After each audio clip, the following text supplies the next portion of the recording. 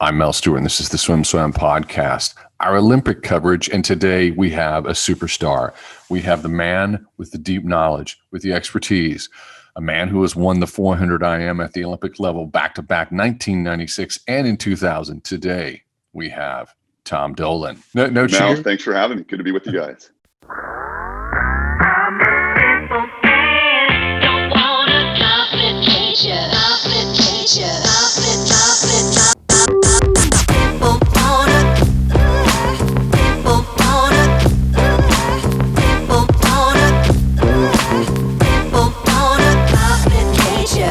Start throwing some pumpers, getting people ready.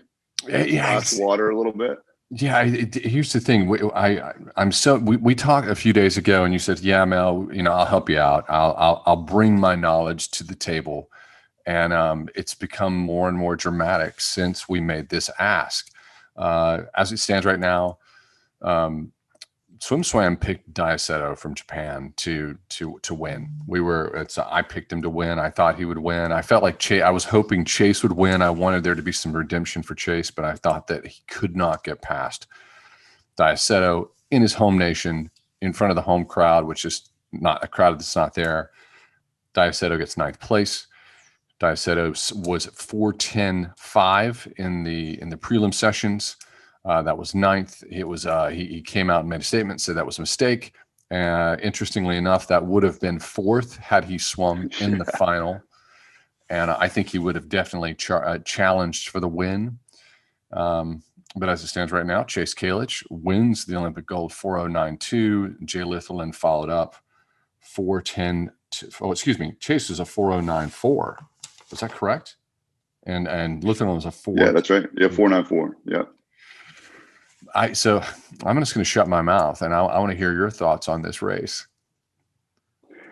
Yeah, there's a lot to unpack, right? I mean, I think to your point, the last 24 hours or so made this conversation, I would say, more complex. Certainly has a lot more layers to it than we probably thought. If Diaceto comes in, does this thing, goes 4-6 something. This is a whole different conversation, right? Which I think you guys thought. I certainly thought that. I love Chase. Certainly he was kind of tugging at the heartstrings for all of us to pull through.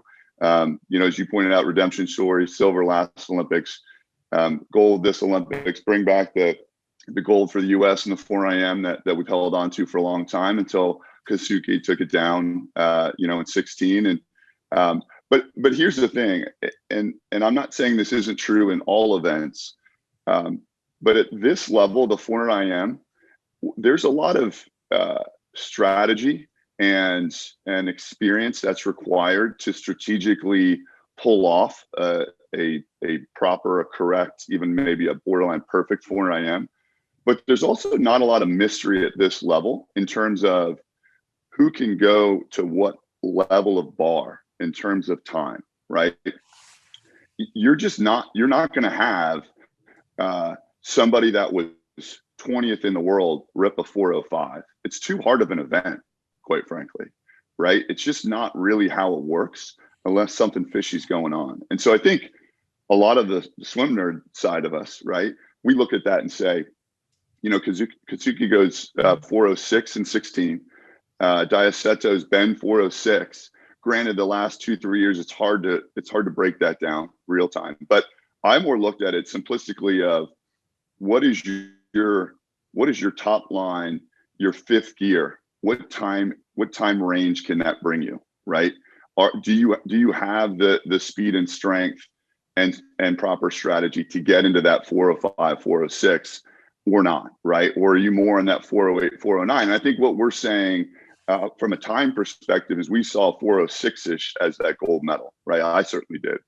I think if anybody, going into yesterday said 4:09 is going to win the gold medal, we would all say, I don't even think that's going to medal, right? And so it's a tricky one to talk about, right? And Mel, here's where I'm torn, right?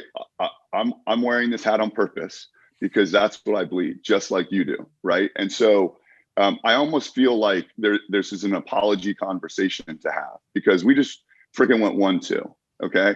And I hope everyone around the world watches this. So I don't want to play the incorrect NBC role of just talking about Americans, because this was a fantastic race. I love the fact that like the data nerds out there could dig in and say, hey, when was the last Olympics that a Hungarian wasn't in the final in the 4 IM? Just a super cool stat, right? Love that stuff. Love the Tunisian kid winning the 400 free, sticking to the 4 IM. But my point is, like, you almost have to apologize a little bit, because we just went 1-2. Was that kind of feel of what just happened? Like, are those times right? And I'd love for us to dig into that in a little bit too, of like why that might be. But I think, you know, the Diaceto thing is I certainly can speak to personally, having won the 4 IM in Atlanta. And like Chase last night, my 4 IM gold was the very first gold medal for the US team, which is not really something truthfully you even know to dream about, but it is a really cool happenstance, right? I really feel for Diaceto as an aside, because I thought he, you know, I thought he obviously had it in his grasp. A lot of pressure. I didn't see any quotes from him about the pressure, but certainly that has something to do with it in front of your home crowd.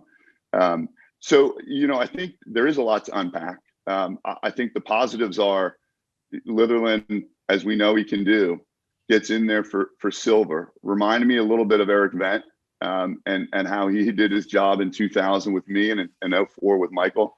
So a really cool moment for the men's team to start off that way.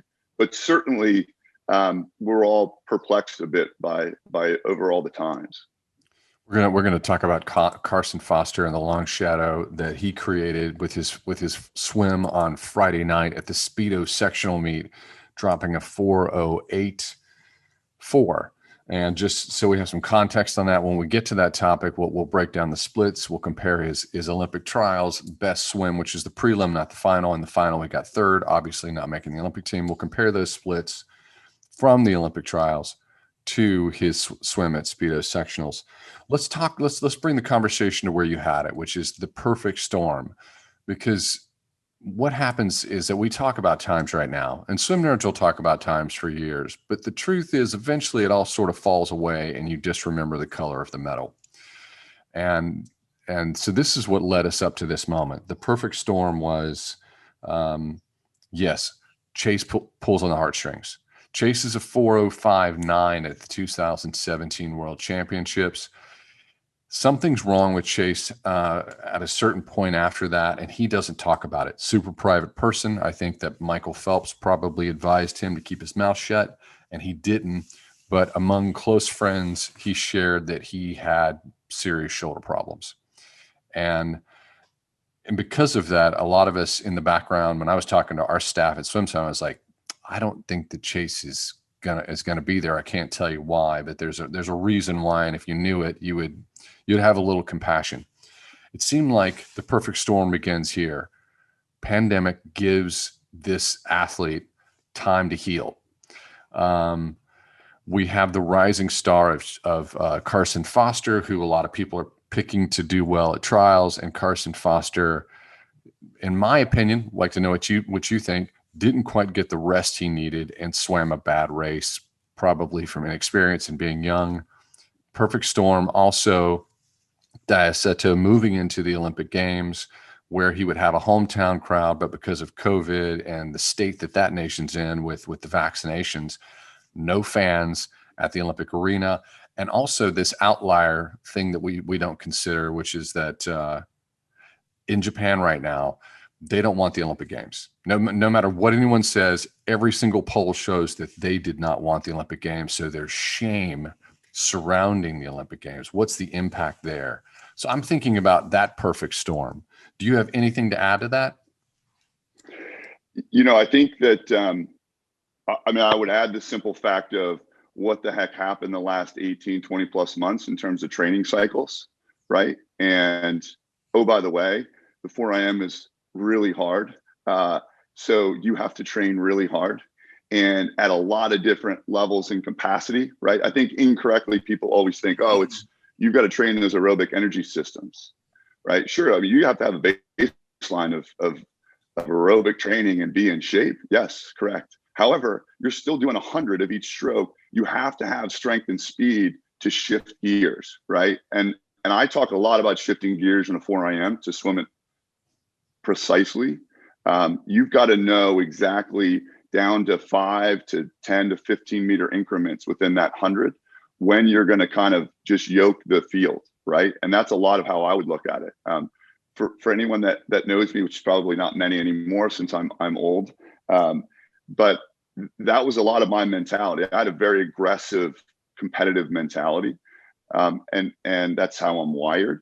But I think strategically within that, I would add the COVID training has I think a significant kind of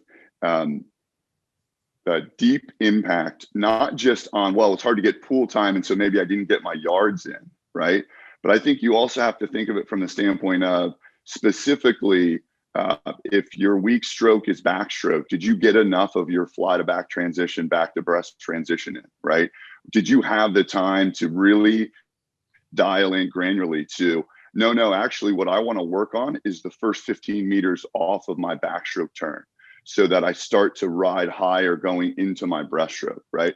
I mean, I could go on for, hours on strategy of where I would mix that up. And sometimes I would purposely do it different in prelims than I did in finals just to mess with everyone in the field, right? If I saw that somebody clearly said, okay, my strategy is to attack time here, then I would totally screw with them, right? And I would lay off my backstroke and then I would jump my breaststroke. So by finals, they're going, now I don't know where to go, right? And I think all of that is time. All of that is you need training time to mess with that and do 75s instead of 50s or 125s instead of 100s. And that type of getting to the detail, I think it's fair to say everybody probably missed, would have loved, right? Mel, you and I can speak to this, and that we're super fortunate that we can now say, yes, in my Olympic lead up, here's what I worked on. Very hard to kind of have that perspective and say, yeah, it's a different beast, right? And so what do you want your perfect lead up to be? What I find interesting in what you said too, to add on to, is the year, which I completely agree with, by the way. When ironically, I think the theme of most of the Olympic events is going to be the extra year hurt the veterans and helped the rookies, right? It gave Torrey Husk, hometown bias, Arlington, Yorktown High School.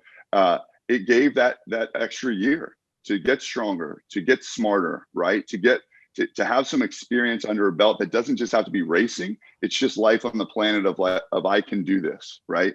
So it's ironic in this race that year actually probably helped some of those veterans, because I agree with you that it probably did, those that were dinged up a bit.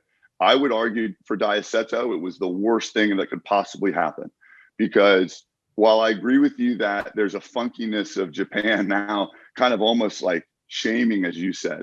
But I think the other thing is when you carry that, what feels like 1 million pounds of extra weight on your shoulders because you're the person going into the Olympics. Well, everyone else could fail, but Diaceto's got the gold. So we're good there, right? An extra year ain't good to carry that, right? And I don't know him, right? But I'm just saying, having been in that place, you want to just get to it. You do not want to extend that lead up longer. So I think that certainly plays a role in all this too. A lot of people have asked me, what do you think about the fans? I don't know how you feel about this, Mel. Sure, it's on my list. In fact, I wrote down my 4 or 5 things that I think play a role, not just in this race, but in all this. The fans is on there, but it's last on every version of my list. And the reason I say that, just doing audience to kind of understand this side of it, is I think for every athlete, this probably varies a tiny bit from one to another in terms of impact. But look, let's not forget that at the end of the day, I'm a big golf fan. This is not golf. There was no crowd at the Masters, but the US Open, the PGA Championship, and the British Open were good, and those are all a month apart from each other, right? This is 4 years, right? It was 5 years this cycle. There is really no outside motivation that is needed for an athlete that's wired the way an Olympic athlete is wired, right? And I find this to be an interesting topic because I happen to be super lucky. Nothing to do with it, just was very lucky that I competed in my home country, and then I competed in the country in 2000. That literally swimming is it. It's the main thing. You couldn't have a more frenzied crowd at Sydney Olympic Stadium, right? Which I loved because they were cheering against us because they just smashed the guitars the night before. Like, I credit them for breaking the world record, not my training, right? That's why I sat on the lane rope dropping the FU bomb, right? Because it's the greatest thing that ever happened to me. So I'm actually one that I love that, right? But would I honestly tell you that I wouldn't have performed without? No way. Like, are you kidding me? We work way too hard to have that be such a major impact. Now, if you're the home country, to your point, does that have an effect? Absolutely, right? Because that's what you're geared for. But I think it is interesting on those 2 points, almost, prioritize further in terms of the COVID impact in this race, in that list. And I would push the other one down a little bit more in terms of the fans. You said that you were old. So I want to put this into context. 21 years ago, yes, you had a monster swim, 4:11.7. So you're within 2 seconds of winning gold yesterday. And you did Yeah, that. that shouldn't happen. Let's be honest. You're not wearing a compression suit. They're wearing a compression suit. So yes, there's a reason why we wanted to pull you in. The reason why is that what you did over a generation ago is, let's just say, you've marked the record books, and our listeners know that. So I just want to talk to you about a peer. Phelps wore the full-bodied compression suits and dropped the 4:03. I definitely think the full-body compression suits matter in the 400 IM. And sure.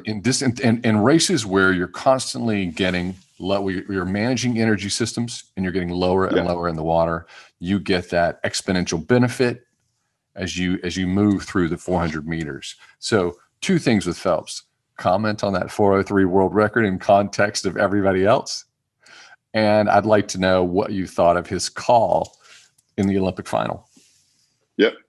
I think I always kind of preface any question about Michael with what we should all keep in mind, which is greatest swimmer we've ever seen. Put the ability and the priority and the breadth and the width of swimming multiple events in a kind of different perspective, right? It's not something that, I lost the bet with my coach and now I have to do multiple events, right? Now it's like, no, that's my badge of honor, right? And I credit him for raising that perspective. In fairness to myself, but even predecessors before me, I love the history of the sport. It's not fair to say it was him because there are a lot. I mean, Matt Biondi did it like Caleb Dress was doing it now. So let's not forget that it didn't start with Michael. No disrespect, but we have a pretty cool, rich history in swimming of barrier breakers, right? And that certainly guided me and motivated me to try to carry that on in whatever way I could. I think Michael came along when media also bursted through and showed that that's possible to do, right? So I start there. I think the suit thing is a hot mess, right? You and I could do a whole separate pod on the suit thing. I'm actually quite happy to be in an era where, if you look back and have to do a deep Google dive on what I wore, I still have buddies I grew up with that make fun of me for the pictures in Sports Illustrated from '96 because, my suit is like this big, right? Like it's barely holding my rear end in, and I don't really have a rear end, right? So I come from that era, and I know you do too, where, look, what are we talking about here? You're either the best swimmer in the world or the fastest swimmer in that event, and you're not, right? So I don't, truth be told, I don't love the conversation, to tell you the truth, about the topic. I love talking about who worked hard, who deserves it, who raced smart, who followed their strategy, who got psyched out, who was able to psych everyone else out. Like I'm here all day for that, right? I will say this though, to your point on the suit, before I am,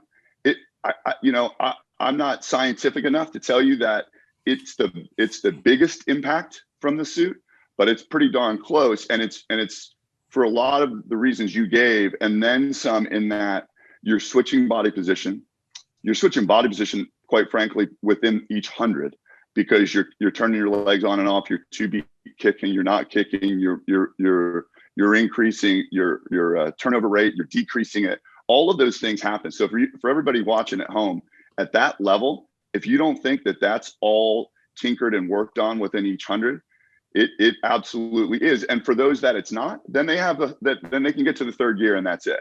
And that's what sometimes you see in that race, right? You see, excuse me, men or women that will just yoke one of those strokes because they know they don't have a fourth or fifth gear when it gets to backstroke or breaststroke or whatever it may be, right? So I think a lot of people watching, and I wish maybe to get to the second part of this in a second, I wish we would explain this a little bit better on TV, that it isn't that people aren't trying hard. It's that they know they don't have a fourth or fifth gear in breaststroke, so they have to gun their butterfly and backstroke. It's not that they're racing it incorrectly. They're racing off of their strengths and weaknesses, right? And one of the things that I learned early on in kind of putting together my 400 IM, right, which is where Carson Foster is right now, in learning, like, hold on, how am I going to squeeze the most out of all of this? You don't squeeze every 100 if it's your only 100, right? It's all in relation to what you're doing in your other hundreds. So as a breaststroker growing up,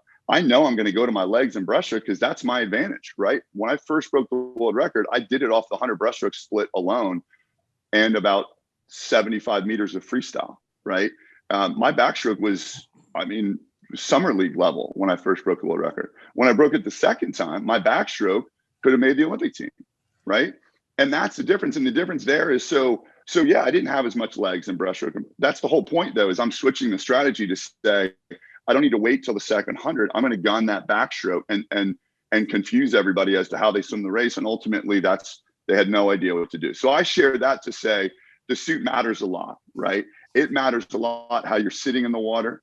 It matters a lot how you use your legs or not. To merge two questions, Mel, Michael talked a lot on the broadcast. Not sure everybody understood exactly what he was referring to, but he was making a good point about saving legs and going to a two beat.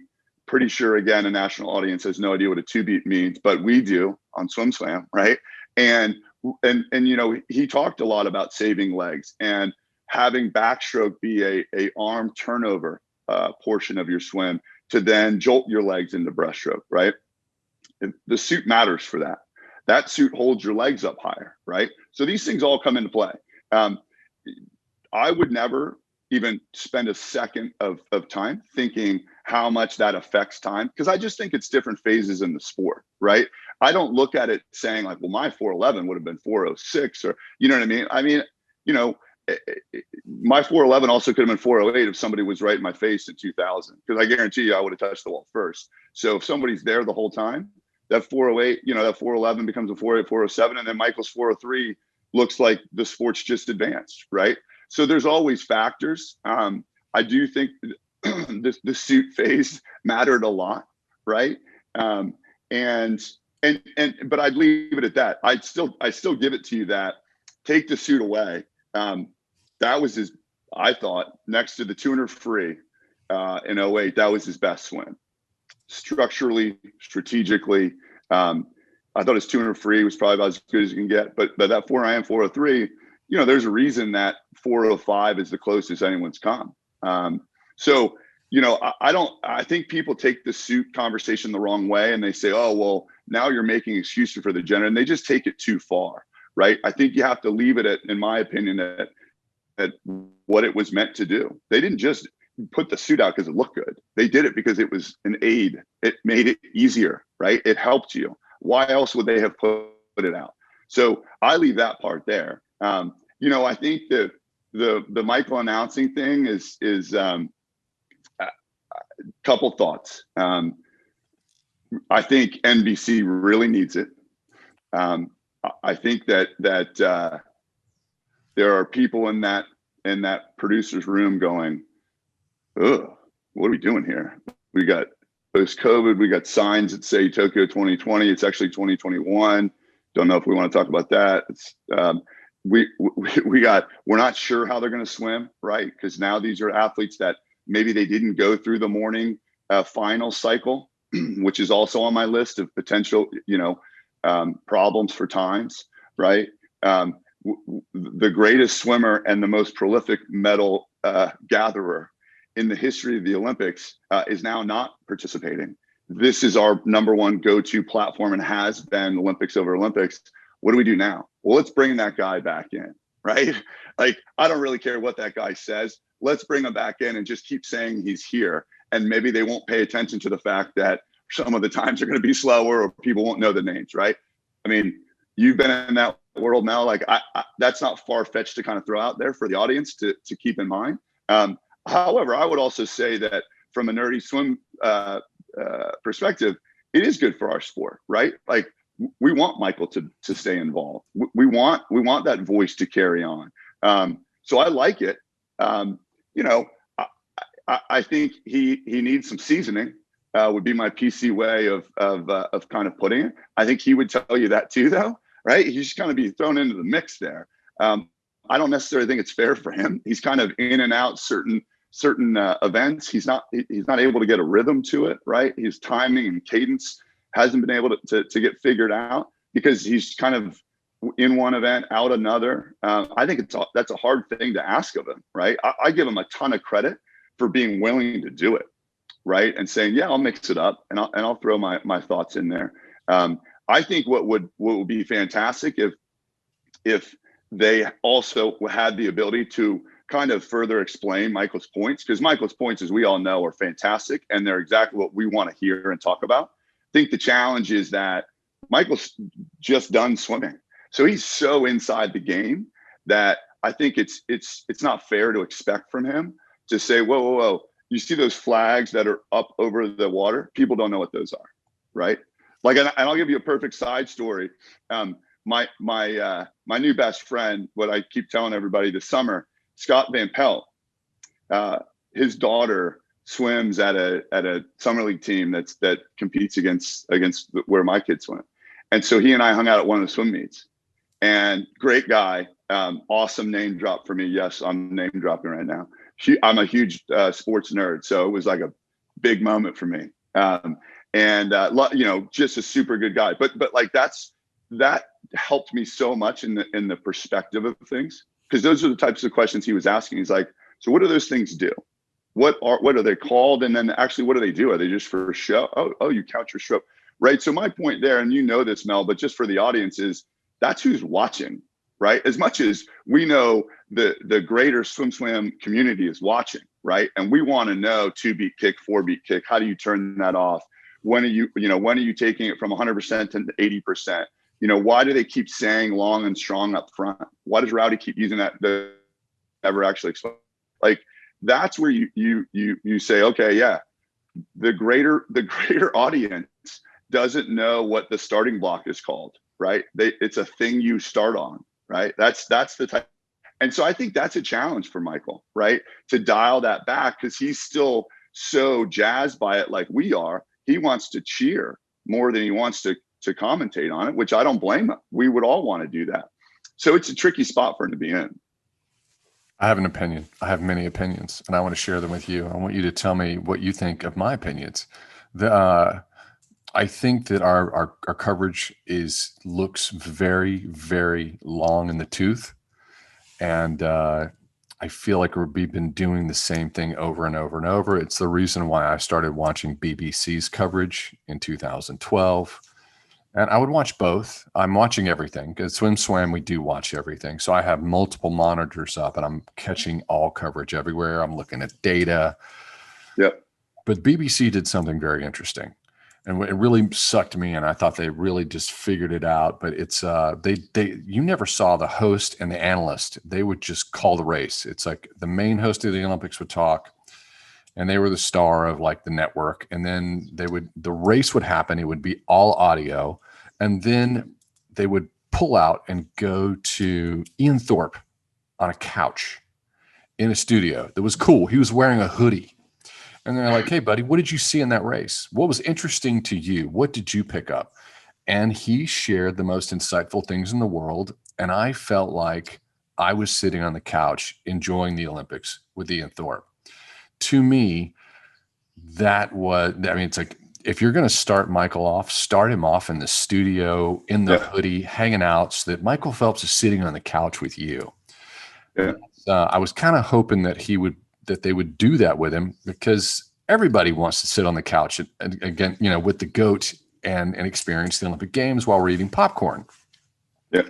So I think in Michael's defense, first of all, every time I heard him talk, the rawness in his voice and his excitement was a breath of fresh air. It just felt like I was standing up, I was jumping up and down, I was acting like an 8-year-old child.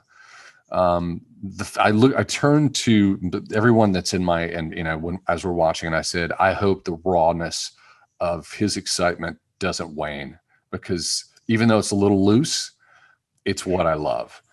But I think so. I think in his defense, that I personally think this guy's got swim IQ that's just off the charts, and frankly, it's a little wonky for him not to have more time. I think they need to give him the mic. If he wants to not talk for 5 seconds, fine, because just wait. Whatever he's going to say, it's going to be interesting. Even if it isn't interesting, I just want to hear the tone of his voice. Yep. So my feeling is he needs more space. It needs to happen now. They need to make this decision in the producer booth now. Anyway, that's my 2 cents. Yeah, look, and I think the other part of it is, if you're a producer, you don't know if you're going to have him in 3 years, I guess not 4, right? So that's the other tricky part of this too, is he could be off and doing his thing, and not want to come back. So I think to even further your point, I mean, view it as this is your one shot at the plate with them. So why would you put parameters on it? I think the other thing too that's really difficult in the broadcast is they are restricted logically by the time of the race. So to your point, it doesn't allow room for analysis, true analysis and breakdown, because they're trying to jam it in before Dan has to reorganize as they go into the halfway mark, and here's where everyone is, right? And so it's such short blips and blurbs, and I would bet you, if we chatted with Michael right now, that's where he's feeling like, man, I've got to jam it in, so I just have to keep saying this one quick thing. It's not really what I want to say, right? But I'm afraid if I say what I really want to say, Dan's going to go, okay, right? And so I think that's part of the challenge. And I would add to that, I think what frustrates, I would speak on behalf of American swim nerds, is the complaint from around the world that it is very American centric. I don't think it's just that, though. I think it's difficult in the context and timing of that race to tell all the storylines. Like, please explain to me how in the women's 4x100 relay, we are not talking about Sarah Sjostrom leading off with what it was, a 52.6. What? We're not even saying that. And oh, by the way, she broke her elbow in February. And oh, by the way, like she's it from Sweden. And oh, by the way, like she's swimming the 100 fly, even though she broke her elbow. I mean, like, how does that not even come up as a tease for future events that she's going to be involved in, whether it's with our young superstars like Tori Husk, or just a general player on the scene, right? On the women's side for winning medals, like kind of a significant swim.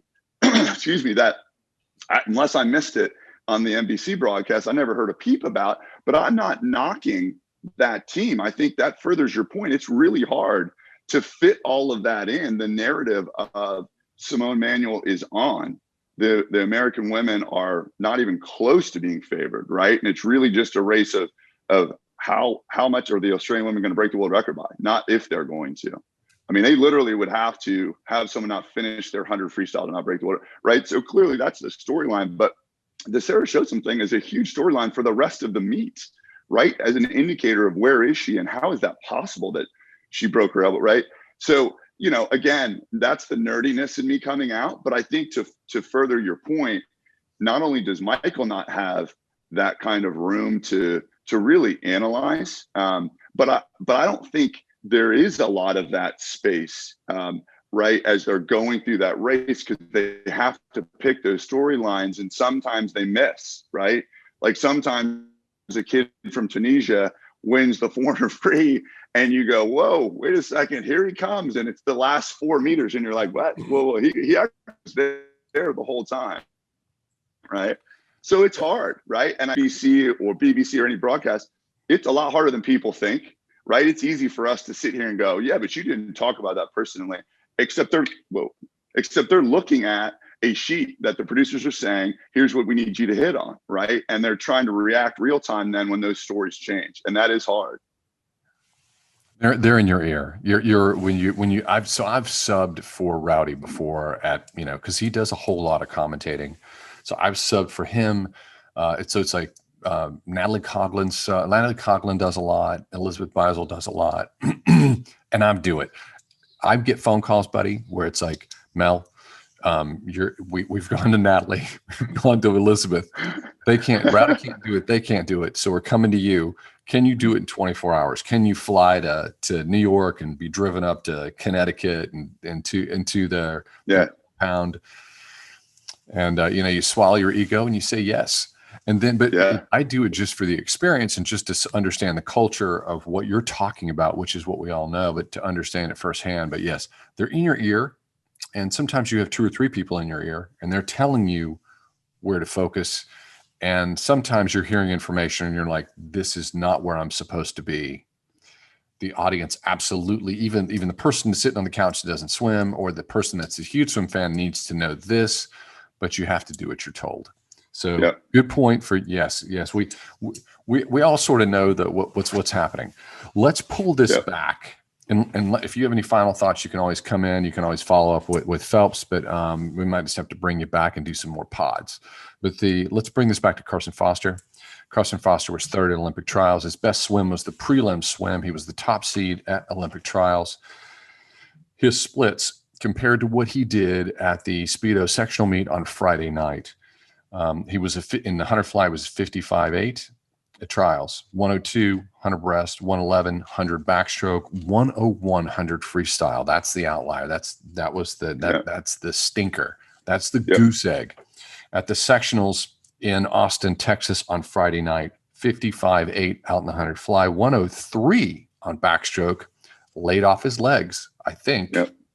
111 100 breast, almost the same split down to the 10th, 58.05 on the 100 meter. Which is free. Where his legs.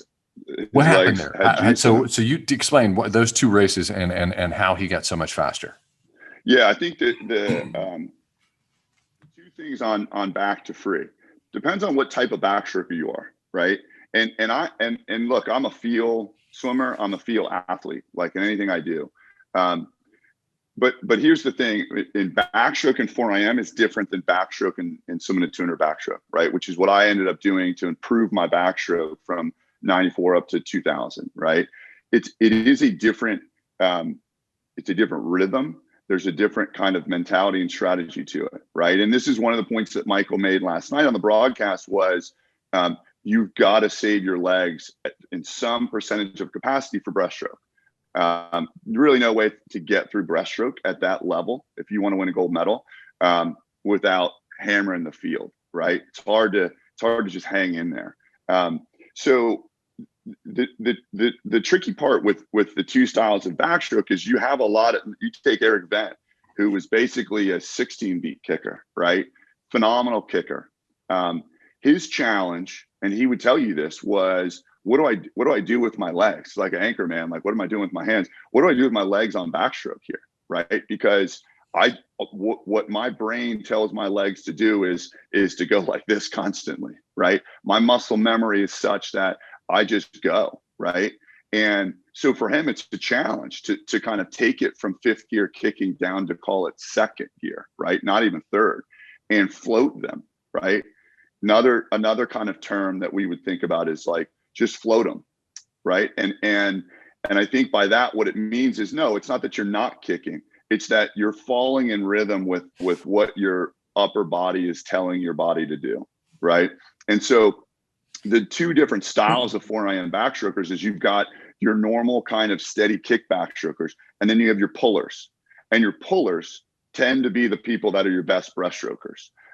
Sure, part of it's because they grew up as breaststrokers and that's how they got into the 4IM. But the other part is because they know they're not just saving them for breaststroke. And to your point of giving Michael airtime, if he was allowed to extend it, what he would have said to you is it's not just for breaststroke. It's also, oh, by the way, you have 100 freestyle after that. that you're either going to hammer home Jay Litherland style, or you're going to hold on for dear life, right? And hope that people don't pass you, right? And so if you went back and looked at videotape, I can guarantee you Jay Litherland doesn't have a 10-beat backstroke kick going. Why? Partly maybe because he can't, maybe because that's not his stroke, but also because he knows his bread and butter is the last 25 meters of freestyle, right? And so I think Carson's learning that, right? I think that is a direct switch of, hold on, you could go a second to 2 seconds, I think you said in the splits, slower in your backstroke, maybe second and a half slower in your backstroke split, and make up 3 seconds in freestyle, right? And that is that's exactly what we were talking about earlier. That is a direct structural strategy change that can be made.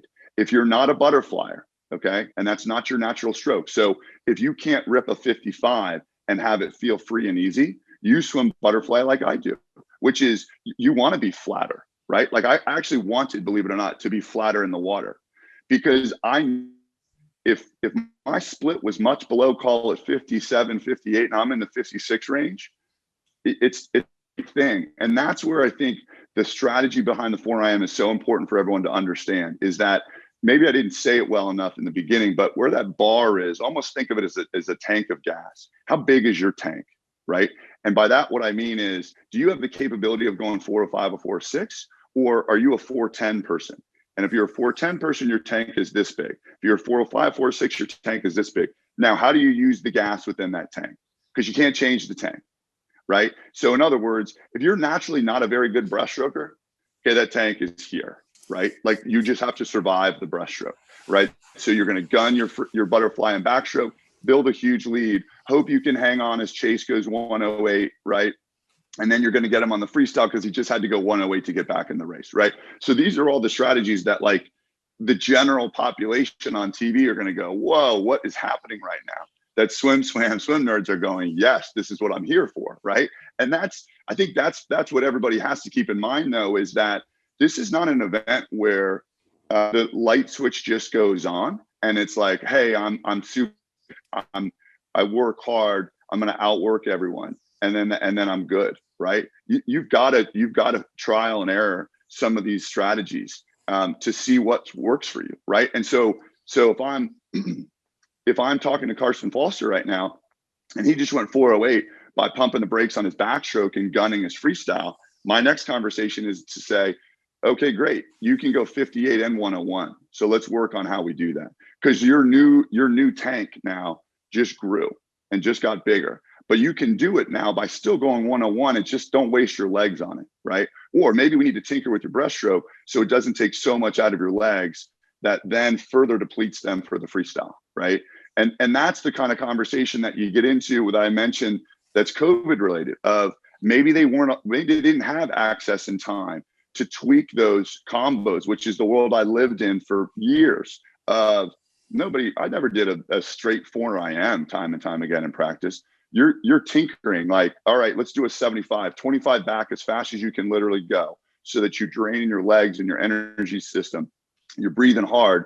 Now, how do you get that breaststroke nice and long and strong when you're out of breath, right? So how do you kind of trick your body into doing that? And mentally, you start to just hammer that, and you go, yeah, that's no issue, right? So here's how I'm going to adjust my strategy. And that's a lot of where, I think getting into the Carson Foster conversation, he needs that, right? He needs to trial and error that. And it's worth clarifying. That does not mean years long ramp up to be knocking on the door to be the best in the world. All I'm saying is that even at that elite level, in that 408, 409, 410, 411, they're still testing limits of what is the right way to put this together, right? When Michael came up, breaststroke was his weakest stroke. Everybody knew that, right? So it wasn't just about getting breaststroke better. It was, what am I going to adjust with energy systems on other legs that I'm strong to help as I improve this leg, right? It's not a straight trade-off. There are kind of half plans in place of use legs here, back them off here, right? A lot of elite 4IMers are told you really challenge while you work into every 100. It's good to challenge the first half of that 100, because it tends to offset the field. In other words, usually as you work your way up through the ranks, everybody is kind of working their way into each 100. In other words, their second 50 is better either time-wise, tempo-wise, or feel than their first 50, right? And the way to upset the apple cart is you gun your first 50 of breaststroke and the whole field is just left kind of in the corner staggering. And then it's over if you're a breaststroker and a freestyle, right?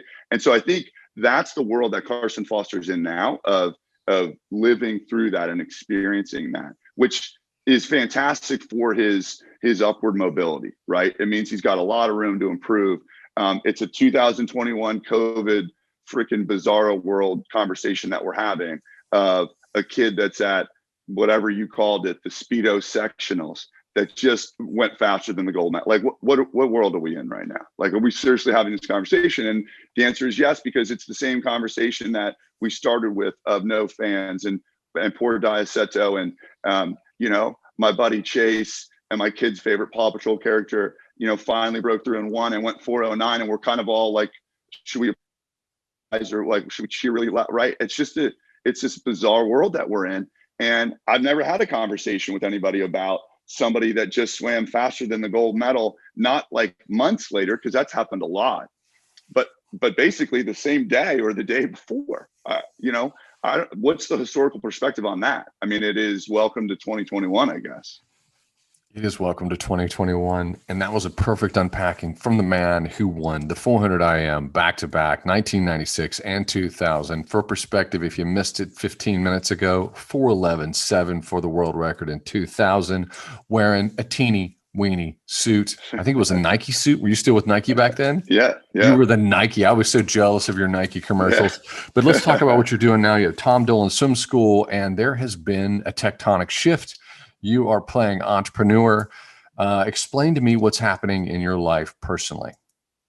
Yeah, it's we've all had an emotional COVID period of time. I certainly am in that boat though, because you know, I'm wearing a polo that says Big Blue Swim School, not Tom Dolan Swim School. And I'm proud of that. And I'm excited, you know, for what's to come. I think from a holistic change across the US, and being able to educate families better and more often than we have historically, in understanding water safety, and having families aware of accessibility to swim lessons to get them started, which, oh, by the way, you know, this water safety life-saving skill platform, that is a grassroots move to say, this is how every parent should have their child involved in the water, get them safe, have them start to learn to swim. And if that's the pathway that they fall in love with, like you and I did, then even better, right? But the driver is that water safety side.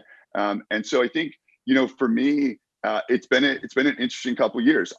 You know me well enough that I'm a personality that, if I'm not super passionate about it, I'm not interested, right? But if I'm into it, nobody is more into it than me, right? And that's how I swam. That's the only way I know how to do it.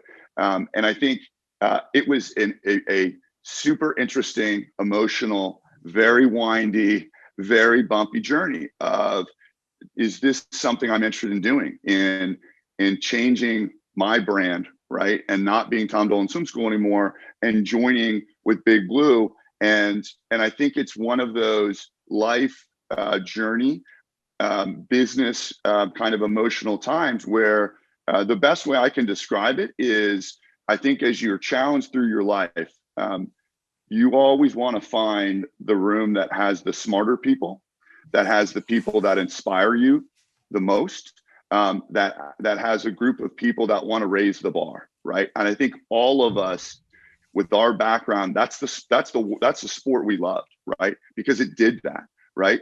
Mel, you were a world record holder just like I was. It wasn't just about, hey, now we have the world record. It was, now someone's behind me, so I need to raise the bar again, and I need to raise the bar again. And I'm only doing that because I know the quality of competitor in the room with me, right? That is my summary of being on the USA national team, is that the reason we're so dominant, so good for so long, is because it didn't matter who you were, how good you were, there was someone behind you coming for you.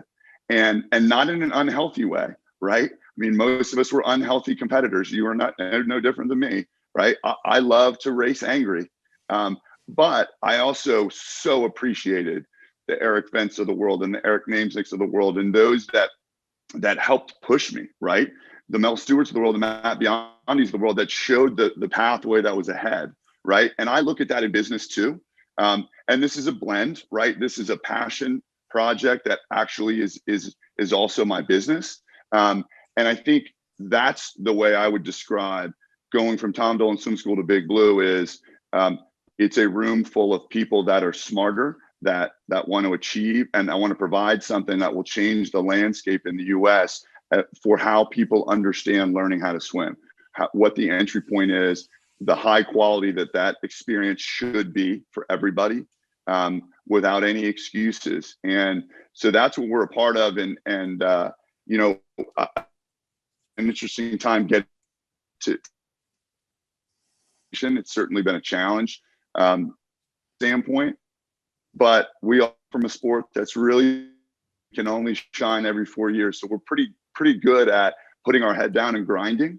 And so, you know, I'm excited to help be a part and lead Big Blue going forward. And for now, I'm running East Coast operations for Big Blue, and you know, we've sold over 130 franchises across the U.S. And now we're just getting our hands dirty and starting to build them and nurture them and grow them out. And so it's an exciting time for me, but I think it's an exciting time for the grassroots of our sport too.